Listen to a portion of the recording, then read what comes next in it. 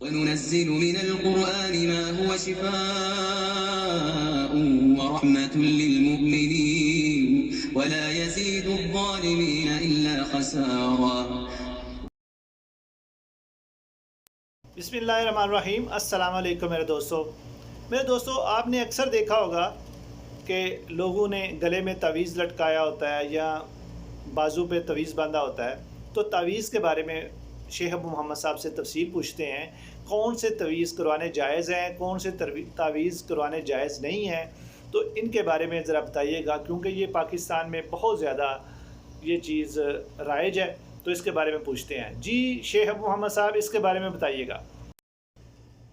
الحمدللہ رب العالمین والصلاة والسلام علی رسولہ الکریم وعلی آلہ وصحبہ اجمعین وبعد۔ جیلانی صاحب، آپ نے سوال کیا ہے کہ یہ جو لوگ تعویذ پہنتے ہیں تو کیا یہ جائز ہے، اس کے بارے میں کیا حکم ہے؟ تو اس کا جواب یہ ہے کہ دیکھیں، تعویذ جو ہوتا ہے اس کی 3 قسمیں ہیں۔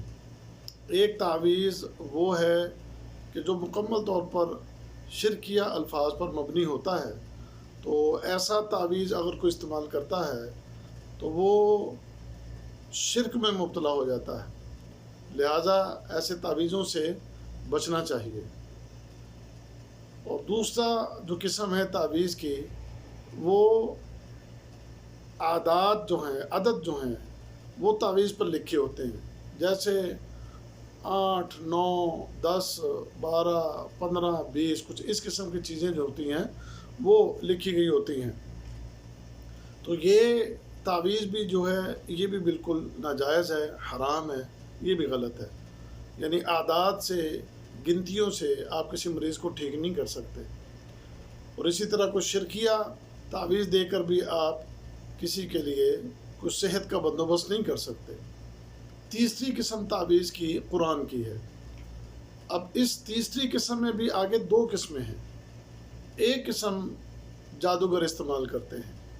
جادوگر قرآن حکیم کو گندگی یا غلاظت سے لکھ کر لوگوں کو دیتے ہیں، اور یہ عمل کفریہ، شرکیہ اور انسان کو دین سے خارج کر دینے والا عمل ہے۔ جادوگر بھی گیا اور ایسے لوگوں سے تعویذ لینے والے، ان کا بھی دین ایمان وہ گیا۔ اور اس کے بعد قرآن کے تعویذ کی دوسری قسم جو اہل علم لکھ کر دیتے ہیں، کہ قرآن کی آیات لکھ کر دی جاتی ہیں اور وہ مریض کے گلے میں لٹکا دی جاتی ہیں۔ اس کے بارے میں بھی علماء کا اختلاف ہے۔